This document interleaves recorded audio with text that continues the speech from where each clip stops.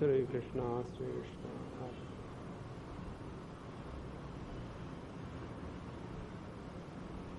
नारायण नारायण कृष्ण श्री कृष्ण श्री कृष्ण श्री कृष्ण। गुरुर्ब्रह्मा गुरुर्विष्णु गुरुर्देवो महेश्वरः गुरु साक्षात् परम ब्रह्म तस्मै श्री गुरवे नमः। तस्मै श्री गुरवे नमः।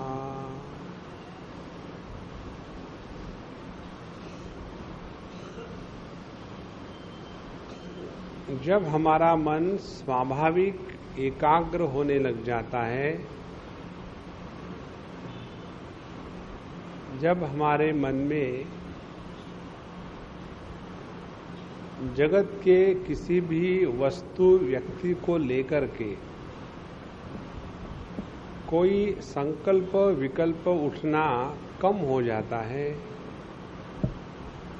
तब समझ लेना अब हम पर भगवान की कृपा हो रही है। भगवान की कृपा का, भगवान के अनुग्रह का तात्पर्य है हमारे हृदय में जगत के प्रति स्वाभाविक वैराग्य। जो स्वाभाविक वैराग्य है उसमें किसी भी प्रकार का प्रयत्न नहीं होता। जैसे हम लोग बचपन में खेलते थे गुड़ियों के साथ, खिलौनों के साथ, अब वो गुड़िया या खिलौने सामने आ जाए तो उसको देख करके उनके प्राप्ति की भी इच्छा नहीं होती और वो सामने आ जाए तो उनके प्रति तिरस्कार भी नहीं आता। तो जगत के वस्तु व्यक्तियों के प्रति जब आसक्ति और तिरस्कार दोनों समाप्त हो जाए तब वैराग्य का उदय हुआ है। और ये कब होगा कि जब हमारा अंतःकरण शुद्ध होगा। अंतःकरण की शुद्धि के लिए ही सब कुछ साधना है। अपने ही जीवन में हम झांक के देखें तो हम लोगों ने कितने महात्माओं के पास जाकर के सत्संग किया, लेकिन हम में से किसने पूछा महात्माओं को कि महात्मा जी हमारे अंतःकरण को शुद्ध करा दो। पूछो अपने आप को। हमने दुनिया के बारे में पूछा, अपने बीबी बच्चों के बारे में पूछा, ये कहा कि महात्मा जी भगवान के दर्शन करा दो, हमको गॉड रियलाइजेशन चाहिए, ईश्वर के दर्शन चाहिए। सब कुछ पूछा है, लेकिन अपना अंतःकरण शुद्ध हो जावे ये कभी मन में बात आती ही नहीं। एक बड़े संत हो गए नर्मदा के किनारे और मस्त रहते थे। हरदा के पास उनका स्थान था और उस संत का नाम था बजरंग दास बाबा। और कोई 100 से ज्यादा साल तक वो रहे वहां। तो नर्मदा जी की प्रदक्षिणा के लिए अनेक वैरागी संत लोग प्रदक्षिणा करते हैं। तो एक बार एक संत जवान पढ़ा लिखा और हृदय में तत्व की जिज्ञासा और वेदांत का अच्छा ज्ञान, ये सब होते हुए भी एक बात की कमी थी जो सभी जवान साधकों में होती है कमी। वो कौन सी? हर चीज को अपने बुद्धि के बल पर प्राप्त करने की इच्छा। हर चीज अपने बुद्धि के बल पर प्राप्त नहीं होती। हमारे जीवन में 3 बातों का ध्यान रखना है। पहली बात, जीवन में प्रयत्न होना आवश्यक है। बिना प्रयत्न के साधना नहीं होती। जैसे अपने स्वास्थ्य को रखने के लिए प्रयत्न करना पड़ता है, रोग को आने के लिए कोई प्रयत्न नहीं करना पड़ता, वो अपने आप आ जाते हैं। प्रकृति में विकृति स्वाभाविक है। तो अपनी साधना के लिए प्रयत्न की आवश्यकता है। दूसरी बात, प्रयत्न के साथ साथ प्रभु के चरणों पर समर्पण की आवश्यकता है। तो प्रयत्न भी हुआ, समर्पण भी हुआ, लेकिन इन दोनों से भी काम नहीं पूरा हुआ। अभी एक चीज और चाहिए आगे जाकर के, और वो है भगवान का अनुग्रह। और ये भगवान का अनुग्रह कब होता है? जब हमारा अंतःकरण एकदम पवित्र हो जाए। इसीलिए भगवान 11वें श्लोक में कहते हैं, 5वें अध्याय के, हमारे बात दोहराइएगा। श्री भगवानुवाच कायेन मनसा बुद्ध्या केवलैरिन्द्रियैरपि योगिनः कर्म कुर्वन्ति संगम त्यक्त्वात्मशुद्धये।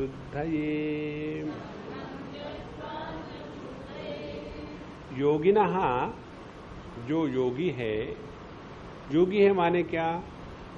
योगी माने जो परमात्मा को प्राप्ति का लक्ष्य रख करके अपने जीवन को जीते हैं, वो योगी है। फिर चाहे आप अपने को कर्म योगी कह लो, भक्ति योगी कह लो, ज्ञान योगी कह लो, अष्टांग योगी कह लो, विषाद योगी कह लो, जो मर्जी है कह लो। योगी का तात्पर्य जो प्रभु से योग करना चाहता है, जुड़ना चाहता है, और इसीलिए अपने जीवन के सभी कार्यकलाप कर रहा है।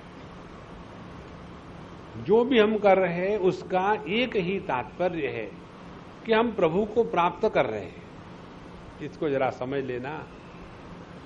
हमारे प्रत्येक के जीवन के प्रत्येक कार्यकलाप का तात्पर्य प्रभु की प्राप्ति है। इसको हम समझते भले ना हो, लेकिन है ऐसा ही। किस प्रकार से? हमारे जीवन के प्रत्येक कार्यकलाप हम किस लिए करते हैं? दुख की प्राप्ति के लिए, क्या आनंद की प्राप्ति के लिए हम करते हैं? जो भी करते हैं या नहीं करते। जैसे हम कई जगह में ऐसा दिखने को मिलता है, हम घर से निकलते हैं, चलो जाकर के सत्संग सुनेंगे, तो वहां से सत्संग के लिए आए, किस लिए? आनंद की प्राप्ति के लिए। यहां सत्संग में बैठे और बढ़िया से सो गए, किस लिए? आनंद की प्राप्ति के लिए। कोई दुखी होने के लिए नहीं सोता। देखो, अपने जीवन का प्रत्येक कार्यकलाप केवल आनंद की ही प्राप्ति के लिए। तो यह परमात्मा ही आनंद स्वरूप है। इसीलिए हम जो भी कुछ कर रहे हैं प्रभु के प्राप्ति के लिए कर रहे हैं। अब सवाल ये है कि जब हम इसको समझते हैं तब प्रभु की प्राप्ति होती है। जब नहीं समझते तब प्रभु की प्राप्ति होने के बाद भी उसका लाभ नहीं होता। अभी हम गए थे 2-4 दिन पहले इस्कॉन के मंदिर में, जुहू में, और वहाँ जो गोविंदा नाम का रेस्टोरेंट है, वहाँ किसी बच्चे का बर्थडे था। बोले स्वामी जी आप हमारे साथ रेस्टोरेंट में चलो, वहाँ शुद्ध होता है, भगवान का भोग लगा होता है, वहाँ आप हमारे साथ खाना खाओ। चलो, हम गए वहाँ, और वहाँ जाने के बाद बड़ा टेबल लगाया था, हैप्पी बर्थडे का सब कुछ, और हमने वहाँ खाना खाया। जैसा हम खाना खा रहे थे तो कभी कई लोग देखते आए थे। एक ने आकर के पूछा आपका नाम क्या है? तो हमने कहा क्या फर्क पड़ता है, जो गाली देना है दे दो, सब ठीक है। बोले अब हमको पता चल गया आप अनुभवानंद जी है ना? हमने कहा हाँ है। बोले मैं कब से देख रही थी कि वही होना चाहिए, लेकिन हिम्मत नहीं हो रही थी कि आप वही है कि नहीं। और फिर मैंने अपने सहेली से कहा कि वही स्वामी जी है। आप देखो, जब तक के पहचान नहीं हुई तब तक के मिलने का आनंद नहीं हुआ। देख तो रहे थे, लेकिन हम जिसको देख रहे हैं वो वही है क्या कि जिसको हम देखना चाहते हैं? देखो, इसी प्रकार से हम सबको आनंद की ही प्राप्ति की जिज्ञासा है, इच्छा है। और उसी के लिए हम सब कुछ कर रहे हैं। लेकिन उस आनंद के प्राप्ति को हम पहचानते क्या?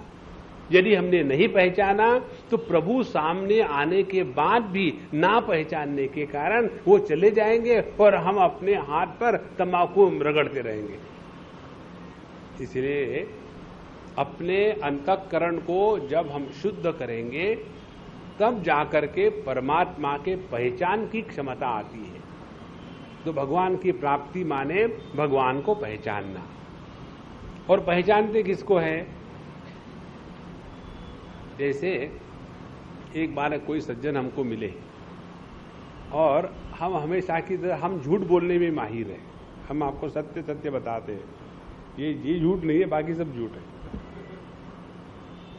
कि कोई मिलता है तो अरे हमने आई डोंट रिमेम्बर यू, मुझे याद नहीं आ रहा कि आप कौन है। तो कई बार तो हमारा पत्थर लग जाता है।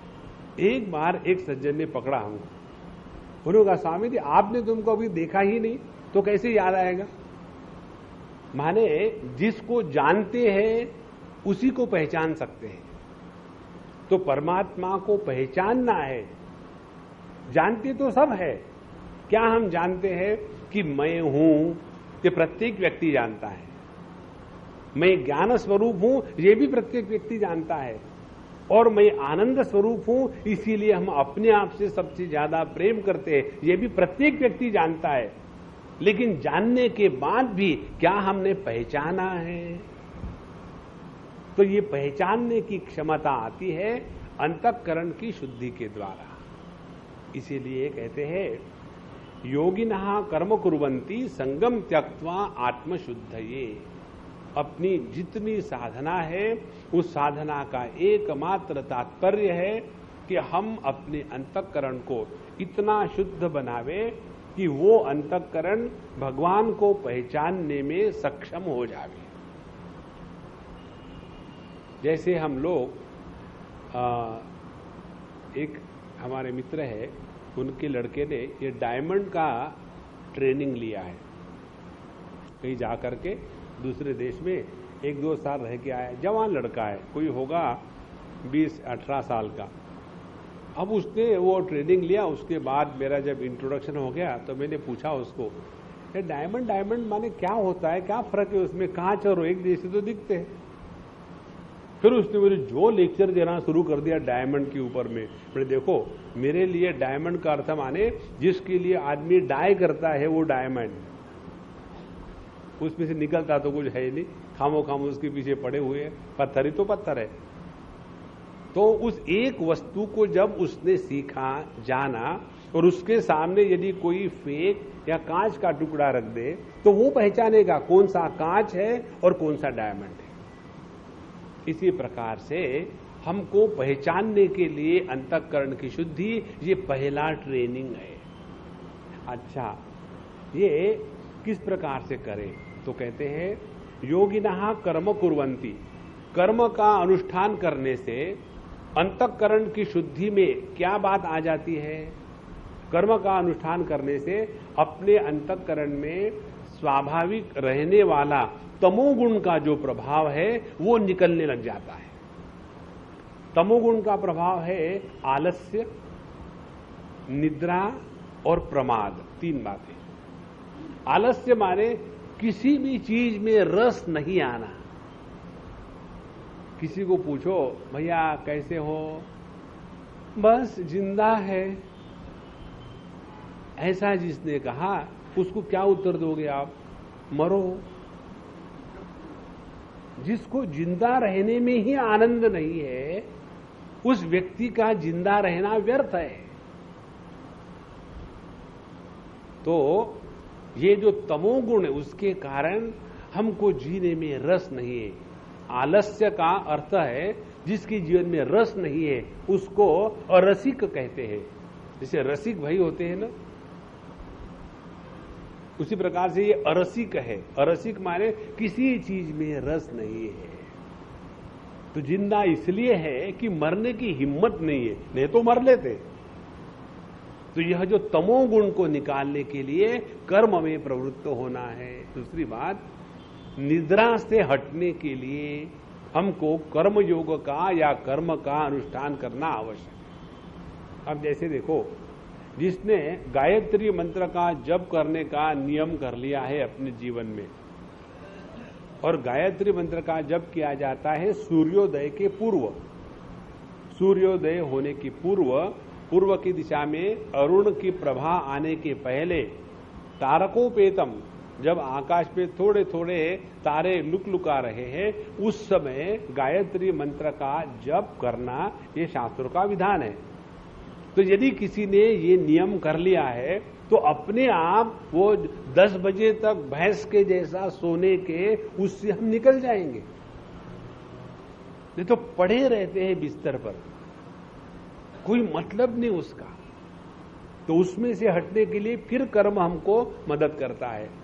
और तीसरी बात, प्रमाद माने वही गलती 10 बार करना।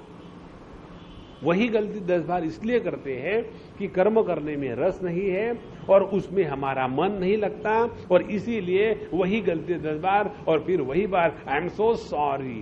क्यों सॉरी? इसीलिए योगिनः कर्म कुर्वन्ति संगम त्यक्त्वा आत्मशुद्धि का तात्पर्य हुआ, पहली अंतःकरण की शुद्धि है अपने हृदय से इस तमोगुण के प्रभाव को हटा देना। अब दूसरा जो प्रॉब्लम आता है हमारे अंतःकरण के अशुद्धि का, वो है अपने हृदय में जो हम कर्म कर रहे हैं वो क्या हमारे राग द्वेष के द्वारा प्रेरित होकर के कर रहे हैं, या हमको जो करना चाहिए इसलिए कर रहे हैं। आज मैंने एक लड़की को पत्र लिखा, उसने ये प्रश्न पूछा था कि स्वामी जी, हमको ये समझ में नहीं आता कि जो कर्म हम कर रहे हैं वो कर्म हमारे द्वारा भगवान करा रहा है कि वो कर्म हम अपने मर्जी से कर रहे हैं, ये कैसे पता चलेगा? बड़ा अच्छा प्रश्न है। तो हमने उसको बताया, देखो, जिस कर्म के द्वारा अपने अंतःकरण में रहने वाले राग द्वेष परिपुष्ट हो जाते हैं वो कर्म हमने किए हैं, और जो कर्म करने से हमारे हृदय से राग द्वेष मिटना प्रारंभ हो जाते हैं वो कर्म हमारे द्वारा भगवान ने कराए हैं। और भगवान कौन से कर्म हमारे द्वारा कराता है? जो जो कर्म हमारे धर्म के अनुसार है वो कर्म करना, माने भगवान की इच्छा को पूरा करना। अब इसको उदाहरण से समझ लो। हम गाड़ी चला रहे हैं रास्ते पर, तो हम अपने मर्जी से चला रहे हैं या हम अपने मर्जी से नहीं चला रहे, तो कैसा पता चलेगा? यदि हमने ये जो ट्रैफिक के नियम है उसके अनुसार गाड़ी चलाई तो हमने गाड़ी चलाई ये नियमों के मर्जी से, अपने मर्जी से नहीं चलाई। और यदि हमने रेड सिग्नल है तो भी चले गए, उधर से जगह खुली है, रॉन्ग साइड है तो भी चले गए, तो उस समय जो हम कर रहे हैं वो अपने मर्जी से कर रहे हैं। माने जिसने ट्रैफिक नियमों का पालन किया है वो ट्रैफिक के स्थान पर भगवान को रख दो तो वो भगवान की मर्जी के अनुसार गाड़ी चला रहा है। उसी प्रकार से जो व्यक्ति अपने जीवन में शास्त्र के अनुसार जो विधि निषेध है उसके अनुसार जो अपने जीवन को चलाता है वही व्यक्ति अंतःकरण के राग द्वेष को मिटाने का प्रयत्न कर रहा है, अन्यथा नहीं। इसीलिए कर्म के द्वारा हम अपने अंतःकरण के राग द्वेष को मिटाएंगे यदि हम अपने कर्तव्य कर्म इसलिए कर रहे हैं कि वो करना आवश्यक है, इसमें हमारी ही भलाई है, हमको भले अच्छा न लगता हो। अब जैसे एक उदाहरण ले लो, इस चीज को हमारे स्वामी अखंडानंद जी महाराज बहुत बल दे करके बोलते थे कि जैसे छोटा बच्चा पैदा होने के बाद उसकी पूरी की पूरी देखभाल यदि मां करती है स्वयं, उसके कपड़े धोने से, उसको अपना दूध पिलाने से लेकर के सबके लिए यदि मां स्वयं करती है तो उस बच्चे के प्रति उस मां के मन में वास्तविक वात्सल्य जागृत हो जाता है और वो बच्चा भी अपने मां को उतना ही चाहने लग जाता है। लेकिन वो बच्चा पैदा होने के बाद नौकरानी को दे दिया, उसी का दूध पीता है और वही रहता है दिन भर में, रात भर में। और सिर्फ जब कहीं बाहर जाना हो, लोगों के सामने दिखाना हो मेरा बच्चा है, तो उस समय 2 मिनट के लिए ले लिया और फिर वापस कर दिया। ऐसे जब करेंगे तो हमारे मन में अपने बच्चे के प्रति ना तो वात्सल्य जागृत होगा, और बड़ा होकर फिर हम कंप्लेन करते हैं कि देखो बच्चे हमारी मानते नहीं। क्यों मानेंगे? हमने उनके साथ प्रेम कहां किया है? और यदि हमने ये निर्णय ले लिया कि ये हमारा कर्तव्य है कि यदि बच्चा हमारा है तो उसकी देखभाल हमको करनी है, नौकरों के पीछे क्यों छोड़ दें? कई जगह में बच्चे जब स्कूल से आते हैं उसके लिए कोई विशेष शब्द है। यूरोप में, अमेरिका में, कनाडा में ये बच्चे जब आते हैं स्कूल से तो उनके गले में चाबी लटकी हुई होती है। जैसे अपने यहाँ शादीशुदा औरत के गले में मंगलसूत्र होता है ना, वैसे ये बच्चे कि जिनके माँ बाप होते हुए भी उनके नहीं होते, ऐसे बच्चों के गले में वो चाबी का अमंगल सूत्र होता है। तो जब वो आएंगे स्कूल से, वो बस से उसको उतार दिया, आने फिर अपने चाबी से वो दरवाजा खोलेंगे, अंदर जाकर के बंद कर देंगे और फिर अंदर में जो करना है करते रहो, फिर बाहर मत निकलना। फिर जब शाम को आएगी मम्मी डैडी और फिर देखेंगे। ऐसा हम यदि करेंगे तो हमने अपने कर्तव्य पूरे नहीं किए। इसीलिए कर्तव्य को पूरा करने से अंतःकरण की शुद्धि होती है। माने रजोगुण का जो प्रभाव है, राग द्वेष के माध्यम से कर्म करना, ये निकल जाएगा। अब तीसरी बात जो अंतःकरण की शुद्धि है वो है अपने कर्म करने के बारे में अभिमान होना। व्यक्ति को जब बुरा कर्म करता है, किसी को गाली देना, गुस्सा करना, शराब पीना, तो ये कर्म बुरे हैं, इसको छोड़ना चाहिए। ये एक आध दिन तो आदमी के समझ में आ जाएगा और वो छोड़ भी देगा। लेकिन जो व्यक्ति अच्छे कर्म करता है, किसी के साथ गाली गलौज नहीं और सबके साथ शांति से रहना है और मांस मच्छी नहीं खाना, हम तो शुद्ध वैष्णव है, हम तो केवल तुलसी का ही पत्ता देखते हैं, बाकी कुछ नहीं, अपने आप को अच्छे नियम में रखना। लेकिन ये करते करते करते मन में अपने बारे में ये भाव जागृत हो जाता है कि मैं तो दूसरे के कंपैरिजन में बड़ा अच्छा हूं, बड़ा पवित्र हूं, पता नहीं लोग इतने गंदे क्यों हैं इस जगत में।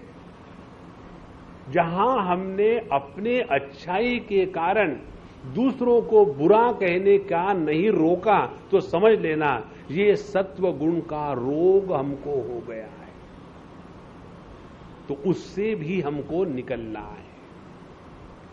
तो योगिनः कर्म कुर्वन्ति संगम त्यक्त्वा आत्मशुद्धये। तो ये तो हो गई आत्मा की शुद्धि। तो हमारे अंतःकरण में, यहां आत्मा शब्द का अर्थ है अंतःकरण, तो हमारे अंतःकरण की पवित्रता को बनाए रखना माने उसमें तमोगुण, रजोगुण, सत्वगुण के प्रभाव से निकालना है, ये स्पष्टता मन में होवे। अब दूसरी बात कहते हैं कायेन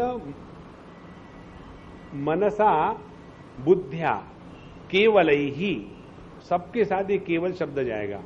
तो केवलेन कायेन, केवलेन मनसा और केवलया बुद्ध्या, वो अपने काया से, देह से, मन से और बुद्धि से, केवल उसी से ही कर्म करते हैं।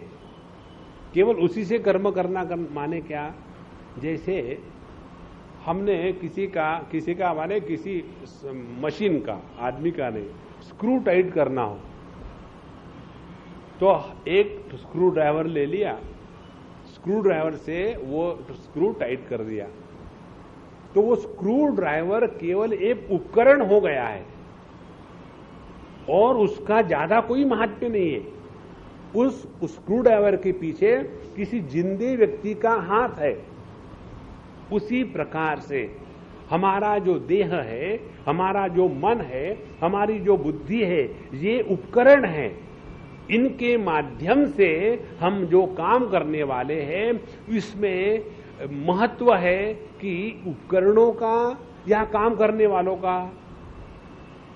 तो महत्व, यदि कहीं स्क्रू ढीला हो और वहां स्क्रू ड्राइवर पड़ा हो तो क्या अपने आप जाकर के टाइट करेगा? नहीं, वहां तो कोई जिंदा आदमी चाहिए। उसी प्रकार से यदि हमारे द्वारा कुछ हो रहा है तो उसके पीछे परमात्मा की शक्ति है, परमात्मा का संकल्प है, परमात्मा की उपस्थिति है, तब जाकर के हमारे द्वारा कुछ होता है। देखो, व्यक्ति को लगता है कि मैंने बड़ा अच्छा प्रवचन किया, दूसरे को लगता है मैं इतना एकाग्रता से प्रवचन सुनता हूं। यदि प्रभु की इच्छा नहीं हुई ना तो दो शब्द मुख में से नहीं निकल सकते। यदि प्रभु की इच्छा नहीं हुई तो यहां आकर के कितना भी ट्राई करो, एक बार झपकी आनी शुरू हो गई तो कोई नहीं रोक सकता। अब कल परसों की बात है, मेरे पास एक लड़का आता है जो मेरा कंप्यूटर का टाइपिंग का काम करता है। मैं अपना डिक्टेट करता हूं आराम से बैठ करके, वो धड़ाधड़ काम करता है। तो ऐसे मैं एक लेटर डिक्टेट कर रहा था और लेटर करते करते करते मुझे पता भी नहीं चला कि मैं कब सो गया। और वो कैसा उठाएगा मुझे, स्वामी जी को मैं कैसे उठाऊं, और मैं वैसे के वैसे 3-4 घंटे वैसे ही पड़ा रहा। और फिर उसने उठाया, स्वामी जी उठिए, खाने को जाना है। तो हमने कहा खाने को कहाँ जाना है, अभी लेक्चर का टाइम हो गया, 5:30 बज गए, वहां 6 बजे पहुंचने हैं प्रेमपुरी में, मैं नहाया भी नहीं, उठो जल्दी जल्दी। बोले स्वामी जी अभी दिन का 1:30 बजा है। अब मुझे बताओ, हम अपने कहने से जगत में कुछ नहीं कर सकते। इसीलिए एक बार ये बात समझ ले, अपने काया देह मन बुद्धि के द्वारा जो भी कर्म कर रहे उसका तात्पर्य है अंतःकरण की शुद्धि। अब कैसे इन तीनों के द्वारा अंतःकरण की शुद्धि होती है, इस पर विचार करेंगे। हम अपने स्थूल देह के द्वारा जब दूसरों की सेवा करने में लग जाते हैं तब अपने स्थूल देह का तादात्म्य उतनी मात्रा में कम हो जाता है। तो अपने स्थूल देह की सेवा लोगों से ना करवाए, लेकिन अपना जो स्थूल देह काया है उसके द्वारा जितनी लोगों की सेवा हो सके उतना प्रेम से करो। ये बात हमने एक अम्मा में देखी, बहुत बूढ़ी अम्मा, 92 नॉट आउट, बैटिंग चल रही है, और वो इतनी विचित्र है कि इस उम्र में भी कभी भी किसी को इतना भी काम नहीं बताती। उस उम्र में भी वो अपनी वो जो साड़ी है वो धोती है और अपने कपड़े धोती है। उसको पानी लगा तो अपने कमरे से उठ करके किचन में जाएगी और वहां से पानी लेकर के पिएगी। उसको भूख लगी तो जाकर के टेबल पर बैठेगी, हाँ बहू मुझे खाना दे दो। ऐसे नहीं कि मेरे कमरे में खाना ले आओ, किसी से कोई सेवा नहीं लेनी। तो जहां हमने ये व्रत ले लिया है कि हमारा देह सबकी सेवा के लिए है, अपने भोगने के लिए नहीं है, तो अपने आप अंतःकरण शुद्ध होने लग जाता है। कैसे?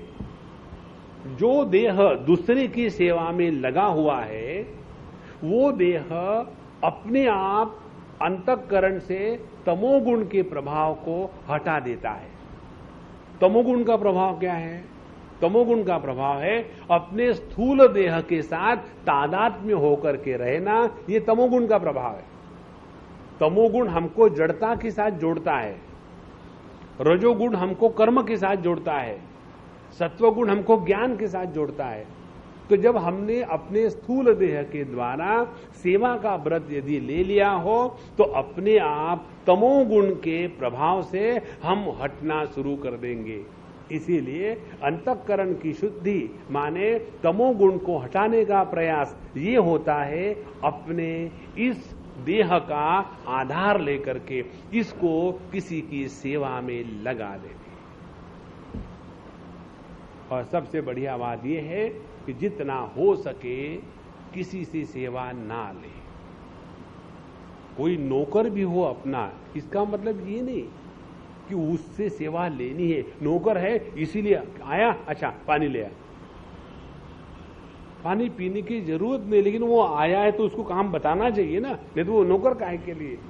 ये जो हमारी वृत्ति होती है दूसरों से काम लेने की, उसको हृदय से हटा देना है, तब जाकर के हम भगवान कृष्ण के अनुसार साधना कर रहे हैं और योगी है।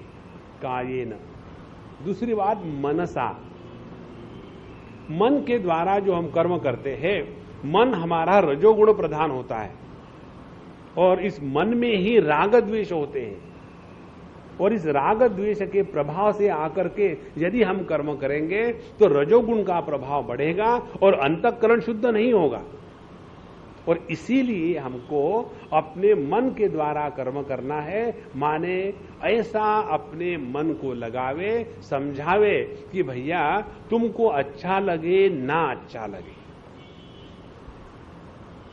हमको ये नियम लेना है कि हमको अच्छा लगता है अच्छा नहीं लगता, ये अपने दिमाग से बात हमेशा के लिए निकाल डाला।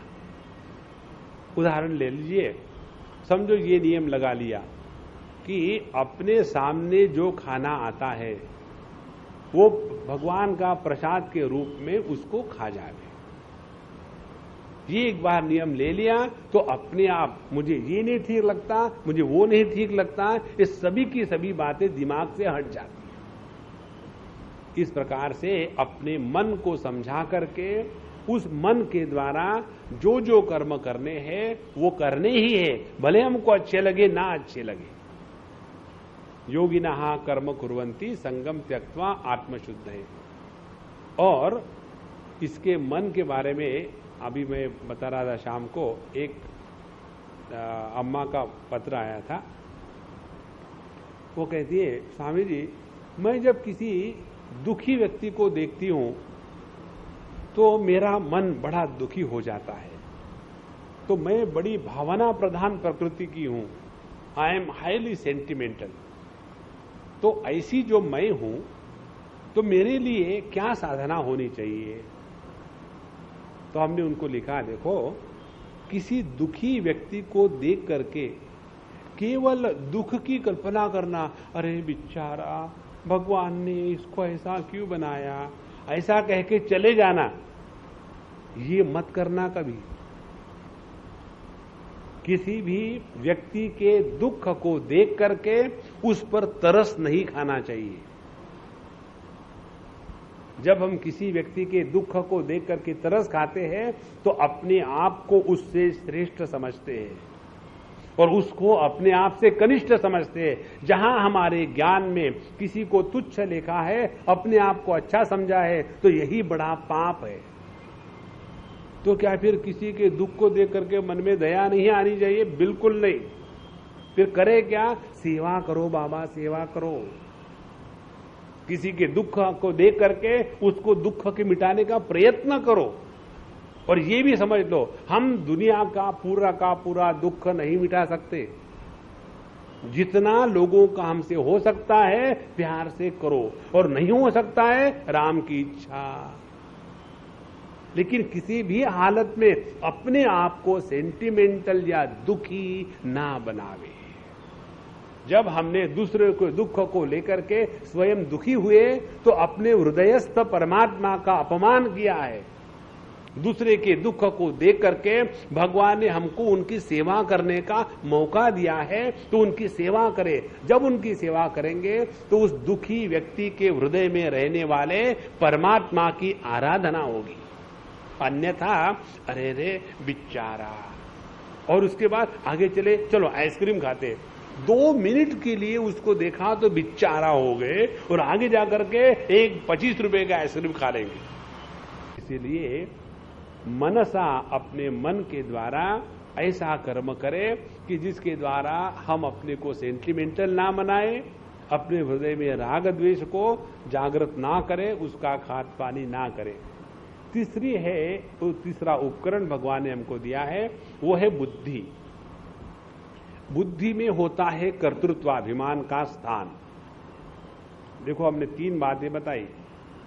स्थूल देह में है तमोगुण का स्थान, मन में है रजोगुण का स्थान, और बुद्धि में है सत्व गुण का स्थान। तो ये तमस और रजोगुण के प्रभाव को हटाना माने अंतःकरण को शुद्ध करना, वो समझ लिया। अब जो तीसरा है, अपने बुद्धि में जो सत्व गुण का स्थान है उसके द्वारा कैसा कर्म करे। बुद्धि में सत्व गुण के साथ साथ होता है अपने कर्तृत्वाभिमान का अभिमान कि मैं ये करता हूं। पिछले बार हमने आपको बताया था, मेरी लाइनें मत पढ़ना, ये जो 5 उंगलियां भगवान ने दी है अपने को, ये जो छोटी उंगली है ये है हमारा स्थूल देह, और ये जो अनामिका है जिसको आप कहते हैं रिंग फिंगर, ये है प्राणमय कोश। इसीलिए शादी की अंगूठी इसमें डालते हैं, प्राणमय कोश में। सबके प्राण उसके बाद परेशान होने लग जाते, अनामिका। और तीसरी जो उंगली है वो है हमारा मनोमय कोश, ये सबसे बड़ी है। और ये चौथी जो उंगली जिसको तर्जनी कहते हैं, ये है हमारे विज्ञानमय कोश, बुद्धि। और इसी बुद्धि में आकर के भेद का निर्माण होता है। जब हम किसी को डांटते हैं तो कौन सी उंगली का इस्तेमाल करते हैं? किसी को डांटना ऐसे कहेंगे, देख लेना तुम्हारी बिल्कुल टांग तोड़ दूंगा, मजा नहीं आता। ऐसा कह के देखो किसी को, देखो हां, तो कहेगा ठीक है हो आओ।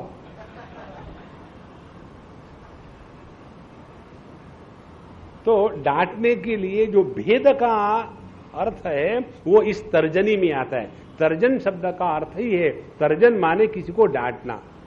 तो ये हमारी जो बुद्धि है इसमें हमारा व्यक्तित्व, हमारा कर्तृत्वाभिमान बहुत जागृत रहता है। और यह जो कर्तृत्वाभिमान है यही हमारे अंतःकरण की अशुद्धि है। तो इस कर्तृत्वाभिमान को मिटाने के लिए एक ही मार्ग है, और वो ये है कि हमारे जितने कर्म है हम प्रभु को समर्पित कर दें। स्वकर्मणा तम अभ्यर्च सिद्धिम विन्दति मानवाः। 18वें अध्याय में भगवान बताते हैं अपने कर्म जितने भी करेंगे वो यदि प्रभु के लिए करेंगे तो अपने आप कर्तृत्वाभिमान कम होने लग जाता है। अब जैसे समझ लो, ये भी बहुत महत्व की बात है। ये बात जब समझ में आ जाती है तो जीवन बड़ा सुधर जाता है। एक बार हम शायद अहमदाबाद में थे और वहाँ मैनेजमेंट इंस्टीट्यूट में हमारे लेक्चर हो रहे थे। तो वहाँ ये विषय आया लीडरशिप को लेकर के। तो उस समय इस प्रकार से विचार आया, अच्छा लीडर कौन है? जो ये ना कहे कि मैं कह रहा हूं इसीलिए आपको करना है। हाँ, अच्छा लीडर वो है कि उसको जो करना है वही करवा लेता है, लेकिन सबके हृदय में ये भाव है कि ये अपना काम है और अपना काम हम कर रहे हैं, इसी में उस लीडर की सफलता है। देखो बड़ी महत्व की बात है ये। तो यदि हम इस जगत में रहते समय प्रभु हमारे माध्यम से काम करवा रहा है, इस तत्व को लेकर के चलेंगे तो कभी भी अपने हृदय में यह सत्व गुण का जो कर्तृत्वाभिमान का चक्कर है बुद्धि में, ये हमको परेशान नहीं करेगा। ऐसा नहीं कि व्यक्ति को केवल अच्छे कर्मों का ही अभिमान होता है, बुरे कर्मों का भी अभिमान होता है। ये जो अभिमान है ना, इसका यदि कोई उदाहरण लेना हो तो अपने घर में रहने वाली मक्खी जो होती है ना, उसका उदाहरण। जो तितली होती है, बटरफ्लाई, वो केवल एक फूल से दूसरे फूल पर जाती है, लेकिन ये घर की मक्खी चाहे रसगुल्ला रखा हो, चाहे गंदगी पड़ी हो, कहीं सड़ा हुआ हो या कोई अच्छा फूल हो, किसी भी जगह जाकर के बैठ लेती है। इसी प्रकार से हमारा ये जो अभिमान है इसको कोई विवेक नहीं। व्यक्ति को अपने गुस्से का भी अभिमान, अपने अच्छाई का भी अभिमान, अपनी बुराई का भी अभिमान, अपने सफलता का भी अभिमान, अपने हार का भी अभिमान। पापो हम पाप कर्मा हम, ये सब अभिमान के ही लक्षण है। इसीलिए बुद्धि से छुटकारा पाने के लिए भगवान कहते केवल ही कायेन मनसा बुद्ध्या केवल ही, केवल हमने बुद्धि के द्वारा जो करना है वो उपकरण मात्र है, और वो उपकरण हमने प्रभु के हाथ में दे दिया है। तो जैसी जैसी हमको क्षमता भगवान ने दी, किसी को स्थूल देह की क्षमता दी है, उसके द्वारा भगवान जगत की सेवा करवाती है हमारे हाथ से। किसी को भगवान ने मन की शक्ति दी है, उसके द्वारा सबके साथ प्रेम से रह करके जगत की सेवा करो। किसी को भगवान ने बुद्धि की शक्ति दी है, तो उसके द्वारा भेद को मिटाओ, भेद को बढ़ावो नहीं। और चौथी बात कहते हैं इंद्रिय ही अपी, हम जितना भी अपने इंद्रियों से भोग करते हैं, उस भोग के द्वारा यदि मन में ये वृत्ति जागृत हो जाए कि ऐसा भोग मुझे फिर से मिले, तब समझ लेना अब हमारे इंद्रियों में काम घुस गया है। तीसरे अध्याय में भगवान ने बताया था कि ये काम का कौन सा निवास स्थान है, जहां रह करके ये काम हमारे अंतःकरण के शांति को नष्ट करता है। तो कहते हैं इंद्रियाणि मनोबुद्धि अस्याधिष्ठान उच्यते, यह काम का निवास स्थान है, इंद्रिय मन और बुद्धि। तो यदि ये काम हमारे इंद्रियों में आकर के बैठा, तो हम चाहेंगे उसी प्रकार के भोग को अनेक बार दोहराए। और इसीलिए जिनको समझो खाना खाते समय प्याज नहीं मिला, और जिनको खाना खाते समय प्याज की आवश्यकता होती है, वो व्यक्ति बड़ा दुखी होता है। जिसको समझो एक विशिष्ट समय पर चाय या कॉफी पीने की आदत है, वो उसको नहीं मिली तो वो परेशान होता है। ये है इंद्रियों की गुलामी। इसीलिए हमारे जो चार उपकरण भगवान ने दिए हैं, काया, मन, बुद्धि और इंद्रिय, इन सब के द्वारा हम कर्म करें, इनको कर्म में लगाए, लेकिन तात्पर्य ये होना चाहिए कि इसके द्वारा कहीं हम इनके शिकंजी में पक्के तो नहीं आ गए, क्या हमने उनको अपना गुलाम बना के रखा है। यदि हम अपने उपकरणों को अपना गुलाम बना के रखें, तब उनके द्वारा योग्य कार्य होगा।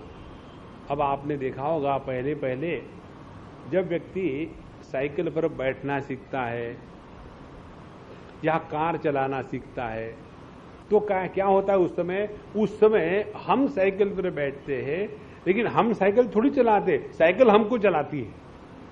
और अरे रुको, जा करके किसी को ठोक देंगे और गिर जाएंगे नीचे। उस समय में वो जो उपकरण है, इंस्ट्रूमेंट है, वो हमारे कंट्रोल में नहीं है। और एक बार उसके ऊपर कंट्रोल आ गया, फिर चाहे कहीं चले जाओ। उसी प्रकार से ये हमारा देह, मन, बुद्धि और इंद्रिय, ये भगवान ने हम सबको दिए हुए उपकरण है, तो उनको अपने कंट्रोल में रखना है कि हमको उनके कंट्रोल में जाना है। ये जिसको समझ में आया, उस व्यक्ति की जो जीवन पद्धति है वो इस प्रकार की है कि जिसके द्वारा वो इनका गुलाम नहीं बनेगा। और गुलामी का अभाव को ही कहते हैं अंतःकरण की शुद्धि। इसीलिए योगिनः कर्म कुर्वन्ति संगम त्यक्त्वा आत्मशुद्धये। और ये सब करने के लिए टेक्निक कौन सा है? टेक्निक है संगम त्यक्त्वा। जब हम अपने स्थूल देह के साथ तादात्म्य कम कर देंगे, तब जाकर के हम साधना कर रहे हैं। जब हम अपने मन के साथ तादात्म्य कम करेंगे, तब हमारी साधना हो रही है। जब हमारी बुद्धि के साथ तादात्म्य कम होगा, तब साधना हो रही है। जब हम अपने इंद्रियों के गुलाम नहीं रहेंगे, तब साधना हो रही है। इसीलिए जितनी भी हमको साधना करनी है, इसमें एक बात हमेशा ध्यान में रखें कि जिसके द्वारा हम अपने स्थूल देह के साथ तादात्म्य होता है, वो गलत है। कब कब स्थूल देह के साथ तादात्म्य होता है? आलस के समय, निद्रा के समय और प्रमाद के समय। उस समय हमारा तादात्म्य स्थूल देह के साथ होता है। मन के साथ हमारा कब तादात्म्य होता है? जब हम सुख और दुख इनको लेकर के उसका बड़ा ही विषय बना देते हैं। थोड़ा सा कुछ हो गया जीवन में तो सबके सामने मुंह लटका के जाएंगे। क्या हो गया, क्या बताऊं आपको, बैठो सुनाता हूं, और फिर जोर शुरू हो जाएगा कि अगला दुखी हो गया। नहीं, अपने मन के दुख को अंदर रखो, बाहर पब्लिक को देने की जरूरत नहीं। उनके पास बहुत दुख है, किसी के पास ना हो तब तो दो ना। हमारे दुख को लेकर के जगत में कोई भी दरिद्री नहीं है, बड़े अमीर है। इसीलिए मन के साथ तादात्म्य निकाल दिया, फिर बुद्धि के साथ तादात्म्य को निकालना, ये साधना है। बुद्धि के साथ तादात्म्य को निकालना माने जो विचार हमारे अंतःकरण में भेद भावना निर्माण करते हैं, उस भेद बुद्धि का त्याग कर देना। जिसके द्वारा मेरा तेरा ये विषय बढ़ता है, उसका त्याग कर देना। और चौथी बात है इंद्रियों को अपने नियंत्रण में रखना। ये पहली स्टेप है आध्यात्मिक जीवन की। एक बार मैं अमेरिका में था, तब की बात है। एक यूनिवर्सिटी में गया लेक्चर देने के लिए। वो सब होने के बाद वहाँ जो प्रोफेसर थे फिलॉसॉफी के, उनके कमरे में गए और फिर चाय पानी हो रहा था। तो उन्होंने कहा कि आप लोगों के यहाँ सब कुछ ठीक है, एक बात हमको खटकती है। कौन सी खटकती है? बोले आप लोग जो बताते हो वो जीवन में उतारने का दुराग्रह करते हो। माने बात बताओ, लेक्चर होने के बाद सब खत्म हो गया। बोले आप तो ना तो मांस खाते हो, ना मच्छी खाते हो, ना तो कोई विस्की पीते हो, और ये सब बातें ठीक है कि वो लेक्चर के समय बोलना।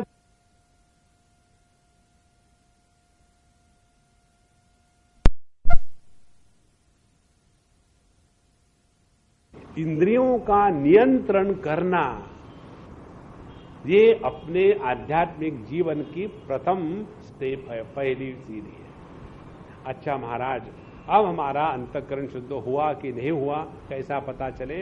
अगले श्लोक में बताते हैं, युक्तः कर्म फलम त्यक्त्वा शांतिमाप्नोति नैष्ठिकीम्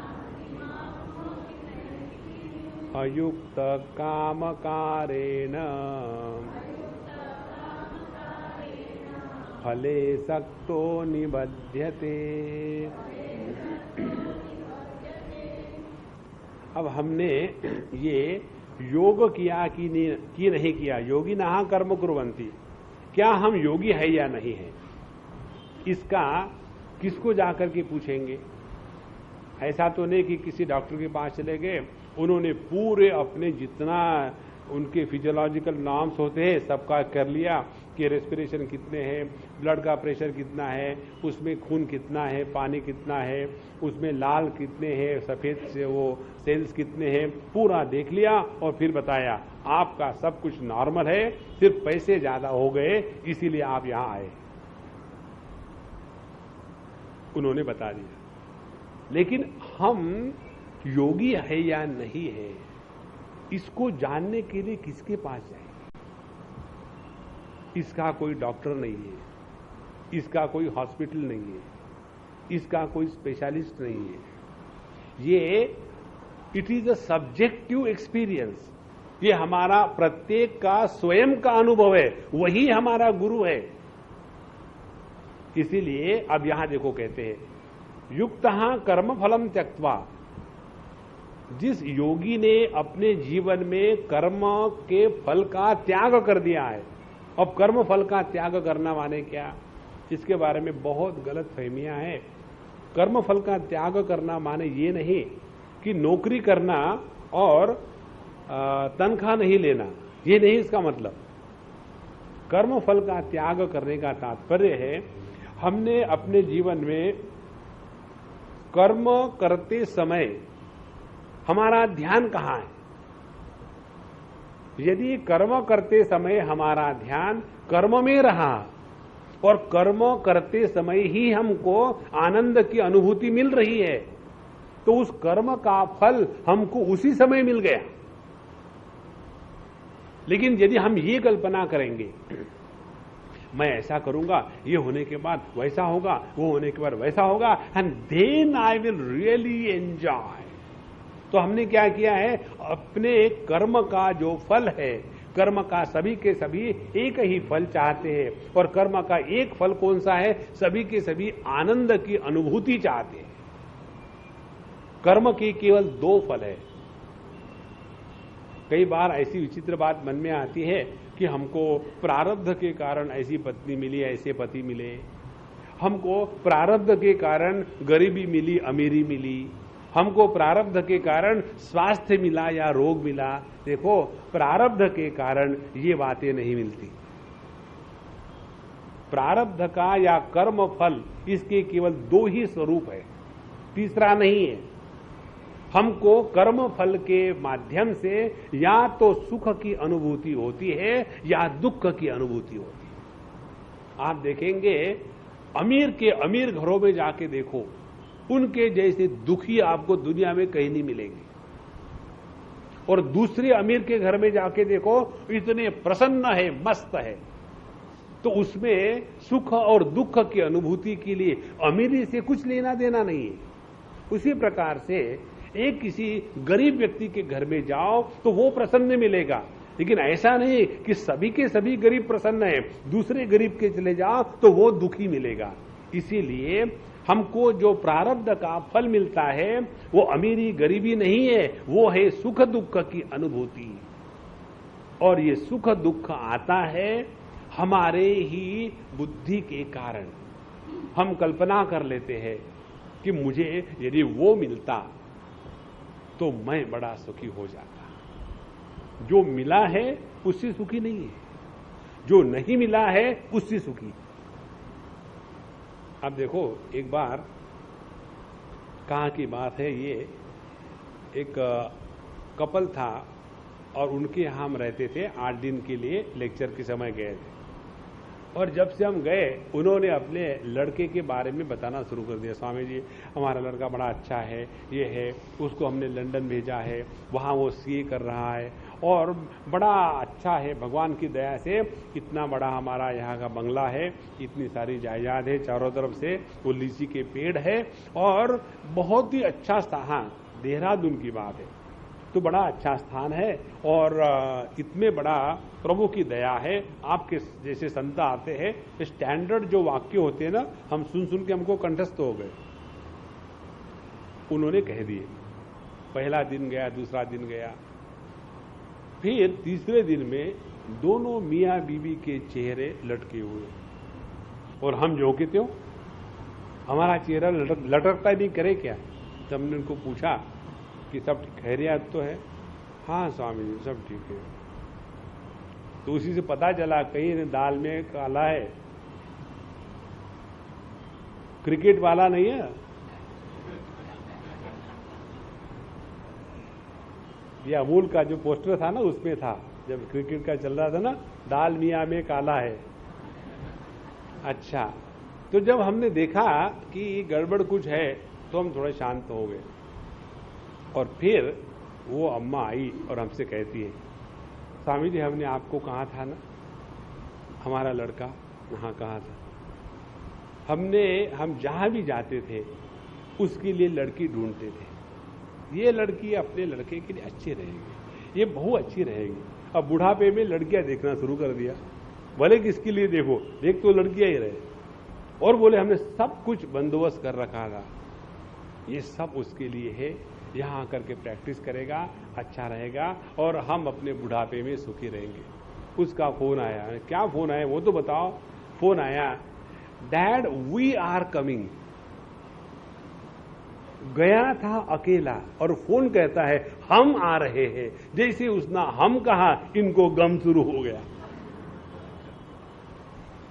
और फिर कहता है हमने यहां ये उसके चर्च के अनुसार शादी कर ली, अब हम दूसरी शादी करने के लिए अपने हिंदू धर्म के अनुसार हम हिंदुस्तान में आ रहे हैं और फिर हम यहां आकर के शादी करेंगे, और शादी करने के बाद फिर हम सेटल होने के लिए फिर यूके जा रहे हैं। This is just only for your information. माने परमिशन का सवाल ही नहीं, ओनली फॉर इंफॉर्मेशन। ये होने के बाद बस वो जाने कहाँ गए वो दिन, तुमको क्या इसीलिए बड़ा किया था? स्वामी जी बताइए, ये हमारे कौन से जन्म के पाप सामने आए? तो मैं देखता हूं डायरी में कौन से जन्म के पाप सामने आए। देखो, कर्म फल का तात्पर्य है, यदि हमारे सामने जो भी स्थिति जैसी आ रही है उसको यदि प्रसाद बुद्धि से, प्रसन्नता से स्वीकार करो तो हमने कर्म फल के साथ संग त्याग दिया है। और यदि हम चाहते हैं हर चीज हमारे कहने के अनुसार होवे तो ये असंभव है। इसीलिए कर्म फल का त्याग करने का तात्पर्य है, हमने क्या पहली बार थोड़ी कर्म कर रहे हैं, कितने सालों से जन्म से कर्म कर रहे हैं, तो उसके कर्मों का जो फल हमारे जीवन में नित्य निरंतर आता रहेगा, तो उसको प्रेम से, प्रसाद बुद्धि से स्वीकार करना प्रारंभ कर दो तो अपने आप मन शांत रहेगा। ध्यान से सुनना, जहां हमारे मन में कोई अपेक्षा होती है कि अमुक अमुक प्रकार की बात होवे और यदि वो नहीं हुई तो उसका परिणाम है दुख का होना। और हमारे मन में यदि ऐसी कोई भी अपेक्षा ना हो तो देखो कैसा आनंद होता है। एक उदाहरण दे आपको, समझो ये हमने अपने जीवन में एक जगह एक्सपेरिमेंट किया था। हमको एक सज्जन के साथ रहने का मौका मिला, 2 साल 3 साल उनके साथ रहे। उन्होंने हमको बहुत साधना सिखाई। कैसी साधना सिखाई, छोटी छोटी बातों से आपको बताएंगे। समझो हमारा टूथब्रश खराब हो गया, अब हमारे पैसे तो थे नहीं, टूथब्रश खराब हो गया। हमको कहेंगे कि मामा ये टूथब्रश खराब हो गया, जरा उसको पैसे दे दो, मैं ले आता हूं, नहीं तो आप ले आना। यू डोंट वरी, मैं ले आऊंगा तुम्हारे लिए, ना कभी नहीं कहेंगे। और फिर मैं सोचूंगा आप ये ले आएंगे। दूसरा दिन सुबह आया, टूथब्रश नहीं है। मामा I told you, yes yes you told me, but that is not only work, I got 101 things to do. Okay, चुप हो गए। फिर ले आऊंगा, फिक्र मत कर, ले आऊंगा मैं। फिर दूसरा दिन गया, फिर उससे फिर नहीं, तीसरा दिन छोटी सी बात, टूथब्रश। वो टूथब्रश लेकर के मैं इतना दुखी होता था, तो फिर हमने विचार करना शुरू कर दिया, ये दुख का कारण टूथब्रश है कि मेरी बेवकूफी। क्या जब टूथब्रश नहीं थे तब लोग क्या मंजन नहीं करते थे?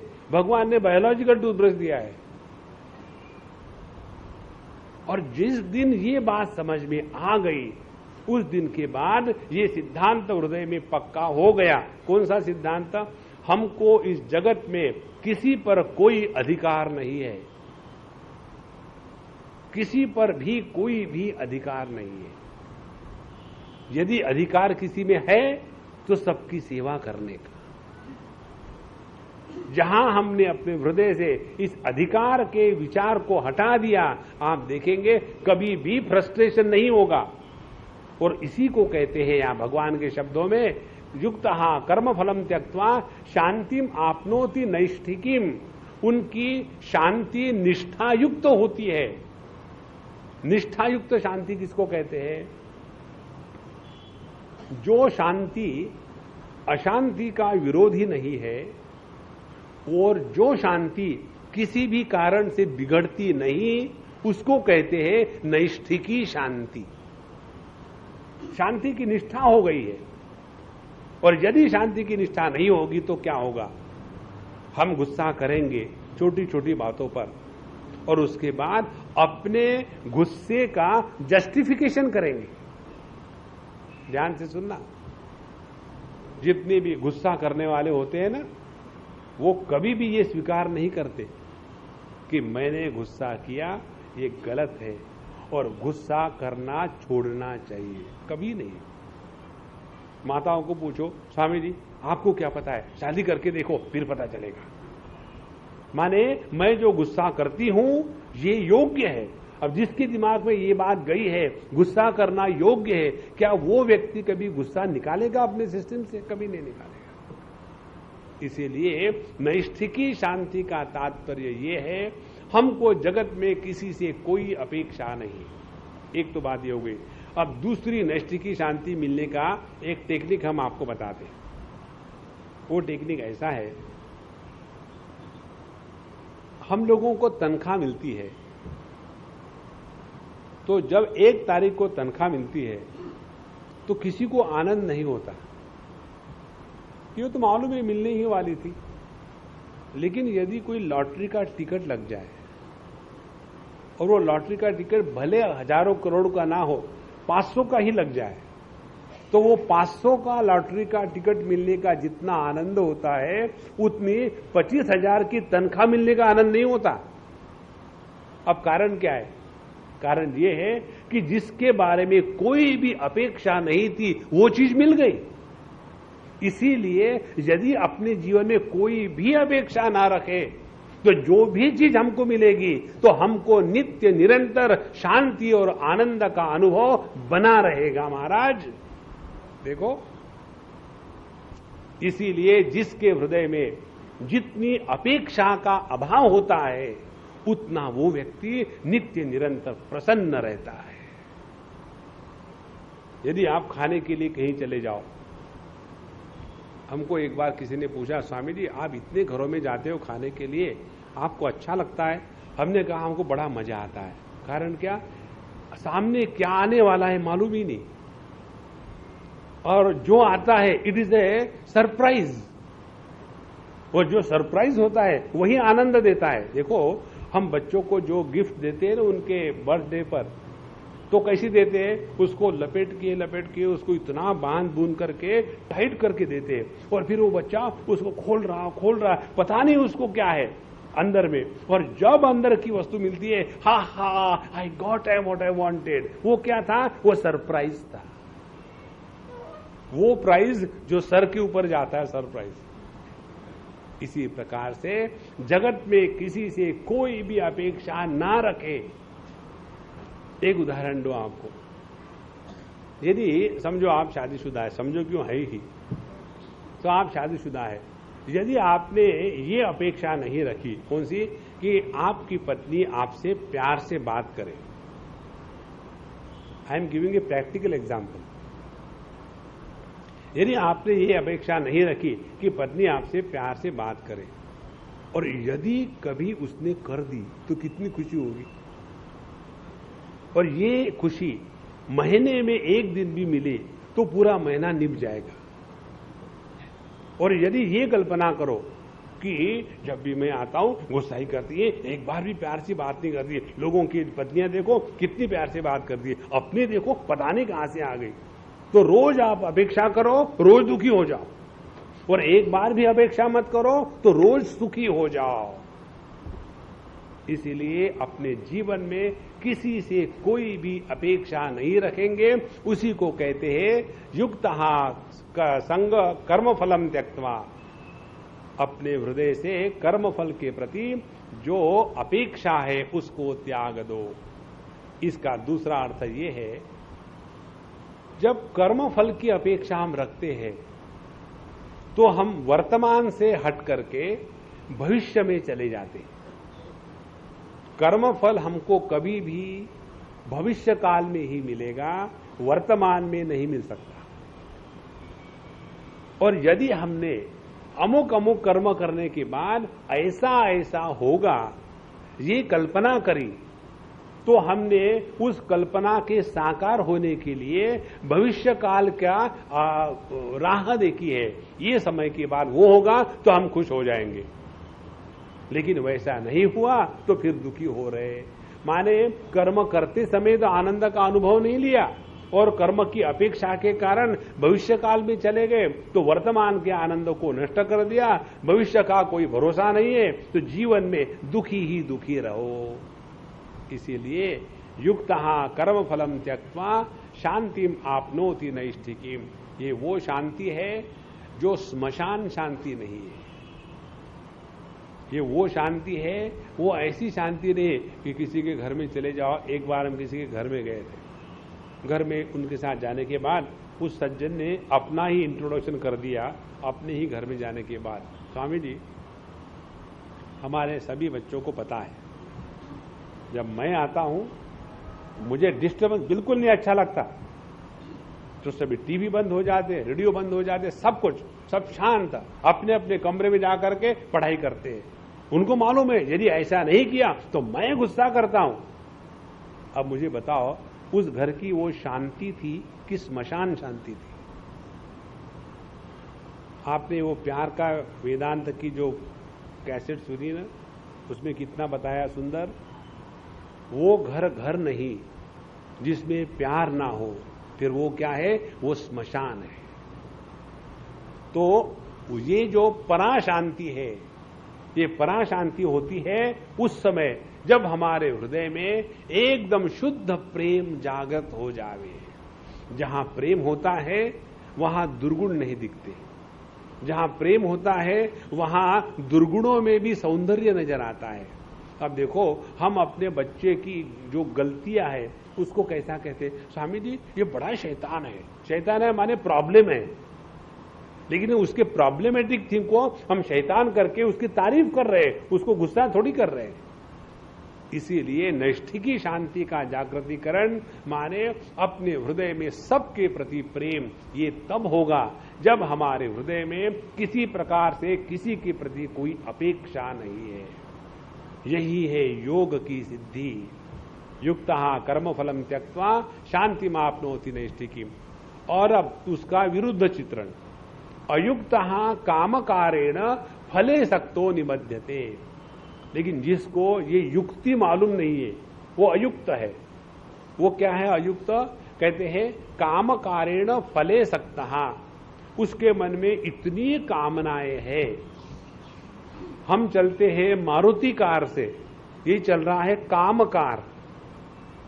वो कामकार में बैठ करके चलता है और इसीलिए सक्तः, प्रत्येक कर्म फल से बहुत ज्यादा अपेक्षा है। ध्यान से सुनना, जितनी ज्यादा अपेक्षा हमारे हृदय में होगी उतने हमारे दुखी होने के चांसेस ज्यादा है। जितनी कम अपेक्षा हमारे हृदय में होगी उतने दुखी होने के चांसेस कम है। यदि हृदय में अपेक्षा है ही नहीं तो दुख का कारण हो ही नहीं सकता। तो अयुक्तः, जिसको ये युक्ति मालूम नहीं है, अयुक्तः मालूम नहीं माने कि हमको सबको मालूम है। हमने यहां कितने महात्माओं को सुन के रख दिया है, एक महात्मा को थोड़ी सुना है। फिर प्रॉब्लम कहां है? प्रॉब्लम एक स्थान पर है। यह जो ज्ञान हमको प्राप्त हो रहा है ना, यह ज्ञान परिपक्व नहीं हो रहा है। जितनी ज्ञान की परिपक्वता होगी उतना वो ज्ञान हमारे जीवन में अपने आप उतरने लग जाता है। तो ज्ञान परिपक्व क्यों नहीं होता? इसमें भगवान का दोष है। क्या भगवान का दोष है? उन्होंने हमारे कान एक लाइन में लगा दिए।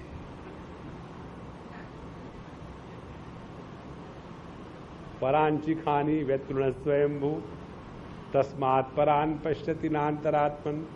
कठोपनिषद कहता है ये भगवान का दोष है। स्वयंभू भगवान ने हमारी इंद्रिय ऐसे बनाए हैं कि वो बहिर्गामी है। इसीलिए भैया अयुक्तः कामकारेण फले सक्तो निबध्यते। तो हम इस कर्म के प्रति आसक्त हो जाते हैं, कर्मफल के प्रति अपेक्षा रखते हैं, और यही जीवन का कर्म का बंधन है। तो कर्म का बंधन दो स्थानों पर आता है।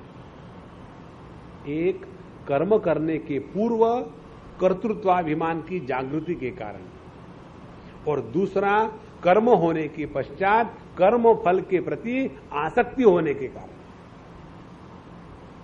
तो ये दो बातें पिछले 4-6 श्लोकों ने भगवान ने बताई। पहले बताया इस कर्तृत्वाभिमान का त्याग कैसा करे।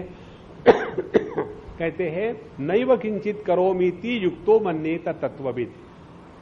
पहले अपने कर्तृत्वाभिमान के त्याग का प्रारंभ करें कर्म करने के पहले, और दूसरी बात, कर्म होने के बाद कर्म फल की अपेक्षा का त्याग करे। इस प्रकार से कर्म के पहले हमने साधना की कर्तृत्वाभिमान का त्याग, कर्म के बाद हमने साधना की कर्म के फल की अपेक्षा का त्याग, और कर्म करते समय क्या साधना की कि जो भी कर्म हम कर रहे हैं प्रेम से करें, आनंद से करें, अपने कर्तव्यों को समझ करके करें और समझदारी से करें। ये तीन स्थानों पर जब हम कर्म के साथ अपने आप को जोड़ते हैं तो कर्म का बंधन जीवन में कभी नहीं आएगा। और ऐसा जो व्यक्ति है जिसने अपने मन, बुद्धि, शरीर और इंद्रिय इनको अपने वश में कर लिया है, उसी को कहते हैं योगी पुरुष, उसी को कहते हैं जीवन मुक्त पुरुष। अब ऐसे जीवन मुक्त पुरुष का वर्णन 13वें श्लोक में बताते हैं। सर्वकर्माणि मनसा सन्न्यस्यास्ते सुखं वशी नवद्वारे पुरे देहि नैव कुर्वन्न कारयन्।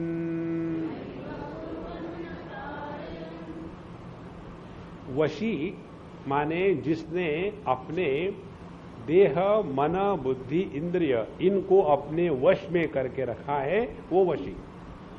वाशी नहीं है, वशी। तो जो वशी है कैसा है? सुखम आस्ते, वो हमेशा मस्त मौज में रहता है। जो अपने देह, मन, बुद्धि, चित्त को, इंद्रियों को अपने वश में रखता है वो नित्य निरंतर सुख में रहता है, मस्त रहता है, प्रसन्न रहता है। लेकिन कहां रहता है वो प्रसन्न? कहते हैं सर्वकर्माणि मनसा सन्न्यस्य, उसने अपने मन के द्वारा सभी कर्मों का संन्यास कर दिया है। देख लेना, कर्मों का संन्यास नहीं किया है, मन के द्वारा कर्मों का संन्यास किया है। मन के द्वारा कर्मों का संन्यास करना माने क्या? मैं कर्म कर रहा हूं, इस कर्तृत्वाभिमान का त्याग कर देना, इस कर्म का मुझे अमुक अमुक फल मिले ऐसे संकल्प के साथ अपने को नहीं जोड़ना। ये दो बातें जब हो गई तब हमने मनसा, अपने समझ के साथ, मन के साथ सभी कर्माणि, सर्वकर्माणि मनसा सन्न्यस्य, एक तो ये अर्थ हो गया। दूसरा संन्यास का अर्थ, संन्यास का अर्थ केवल त्याग ही नहीं, संन्यास माने योग्य प्रकार से। जैसे इस घड़ी को हमको रखना है तो हम ऐसी रखे कि वो गिर न जावे, नहीं तो ऐसी रख दी और फिर वो गिर गई, फिर उठाया, फिर रख दी, फिर गिर गई, तो उसको न्यास नहीं कहेंगे। न्यास माने ऐसा रखना कि फिर वो हिले नहीं। इसीलिए ये जो पुल होते हैं ना, उसका कहते हैं शिलान्यास किया। शिलान्यास किया माने वहां पत्थर ऐसा रख दिया कि उसके ऊपर पुल चढ़ेगा तो वो पत्थर गिरेगा नहीं नीचे।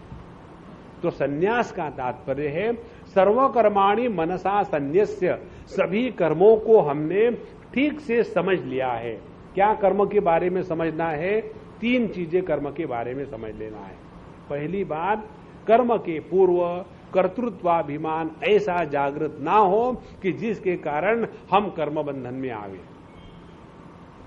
दूसरी बात, हम कर्म करते समय ऐसा कर्म करें कि मन प्रसन्न रहे और प्रत्येक कर्म के माध्यम से अंतःकरण के आनंद को अभिव्यक्त करें। और कर्म के साथ तीसरी जो बात है वो ये है कि ज्यादा हृदय में अपेक्षा नहीं रखें। जितनी हृदय में अपेक्षा कम होगी उतना हम प्रसन्न रहेंगे। ये जिसने समझ लिया है उसके बारे में कहते हैं सर्वकर्माणि मनसा वशी सुखम आस्ते। ऐसा व्यक्ति इस जगत में नित्य निरंतर प्रसन्न और सुख में रहता है। और आगे कहते हैं नवद्वारे पुरे देही, और इस देह में रहने वाला ये जो देही है इसी देह में रहेगा, लेकिन कैसा? नैव कुर्वन् न कारयन्। अब ये महत्व की बात है। उसके अंदर से किसी भी प्रकार का ये भाव नहीं है कि मैं ये कर रहा हूं वो कर रहा हूं, और न कारयन, दूसरों को भी किसी काम में वो लगाता नहीं। ध्यान से सुनना भैया, हम लोगों के मन में दूसरों के सुखों की स्वयं कल्पना कर लेते हैं। जैसे हम कल्पना करते हैं, थोड़े बड़े होने के बाद भगवद गीता का इधर उधर सुन लेते हैं और फिर सोचते हैं ये ज्ञान यदि बच्चों को मिला हो तो बड़ा अच्छा होगा। जब आप बच्चे थे तो भगवद गीता क्या गायब थी क्या? क्या आपके बड़ों ने आपको कहा नहीं था क्या कि अभी अभी ये Y2K अभी अभी भगवद गीता आई है? ये हमेशा थी। हम कहां उपलब्ध थे? तो हम क्या कल्पना करते हैं, यदि ये ज्ञान हमारे देश के सभी बच्चों को मिलेगा तो देश का एकदम उद्धार हो जाएगा। देखो, दूसरों के लिए क्या अच्छा है, दूसरों का आनंद किसमें है, इसका निर्णय लेने का अधिकार हमको किसी ने दिया नहीं। एक बार एक लड़का हमको पूछने के लिए आया, उसने कहा स्वामी जी आप मुझे गाइड करिए। मैंने बोला बताओ क्या? बोले मैं शादी करूं या सन्यास लूं? तो मैंने कहा शादी करके सन्यास ले लो, दोनों भी हो जाएंगे, लेकिन सन्यास लेके शादी नहीं कर पाओगे। बोले नहीं एक बताइए। हमने कहा देखो, तुमको जो अच्छा लगता है वो करो। वो करने से क्या होगा कि अच्छा होगा तो भी तुमने ही किया है, बुरा होगा तो भी तुमने ही किया है। इसीलिए कोई भी समझदार व्यक्ति किसी दूसरे के लिए निर्णय नहीं लेता। भगवान ने पूरी भगवद गीता अर्जुन को बताने के पश्चात यही तो कहा है ना कि यथेच्छसि तथा कुरु। जो तुमको बताना था मैंने बता दिया, अब तुम डिसाइड करो कि उनको क्या करना है क्या नहीं करना है। इसीलिए न कारयन, यह जो योगी पुरुष है जिसने अपने आप पर संपूर्ण नियंत्रण कर लिया है, वो अपने आनंद में ऐसा मस्त रहता है कि दूसरों के सुधारने के लिए कोई भी दिमाग में खिचड़ी निर्माण नहीं करता। देखो, अपने स्वामी अखंडानंद जी महाराज के जीवन में आता है,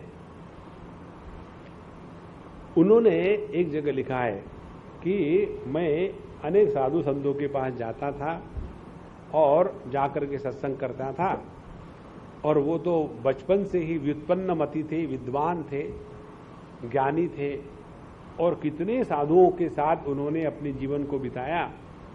लेकिन जब वो उड़िया बाबा के पास आ गए तो बोले मुझे उनमें से कौन सी बात अच्छी लगी जिसके कारण मैं अपने आप को उनके सामने पूर्ण समर्पित कर दिया हूं। एक बात बोले कौन सी? उन्होंने किसी को भी सुधारने का प्रयत्न नहीं किया। जो जैसा है उसको वैसा उन्होंने स्वीकार किया। देखो भाई, न कुर्वन् न कारयन्। यदि हमारे उपस्थिति से किसी दूसरे को इंस्पिरेशन, उत्साह मिलता है तो उसमें उसका बड़प्पन है, अपना कुछ नहीं है। लेकिन हम जब चाहते हैं कि ऐसा करने से होगा, वो करने से होगा, होगा कुछ नहीं, मन में विक्षेप आ जाएंगे। और इसीलिए जो भी कुछ हम कर रहे हैं आध्यात्मिक साधना, उसमें अपना ध्यान होना है अपने पर कि कायेन मनसा बुद्ध्या केवल इंद्रियरपि योगिनः कर्म कुर्वन्ति संगम त्यक्त्वा आत्मशुद्धये। जो अपने अंतःकरण को शुद्ध करने के लिए कर्म करते हैं वो योगी है, और जो दूसरों को बदलने के लिए कर्म करते हैं वो टाइम पास कर रहे, वो साधना नहीं कर रहे। अपने घर में तो मुश्किल है और बाहर जाकर के पब्लिक का उद्धार करें।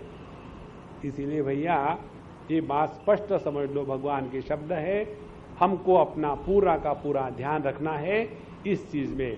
सर्वकर्माणि मनसा सन्यस्य आस्ते सुखम वशी नवद्वारे पूरे देही नैव कुर्वन्न कारयन्। देखो, जिसमें स्वयं के हृदय में कर्तृत्वाभिमान नहीं है वो किसी दूसरे के अंतःकरण में कर्तृत्वाभिमान जागृत नहीं करेगा।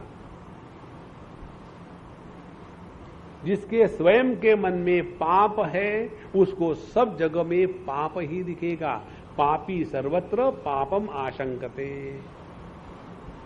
इसीलिए जितना हमारे हृदय से ये कर्तृत्वाभिमान निकल जाएगा उतना आप देखेंगे तब हमारी साधना ठीक चल रही है।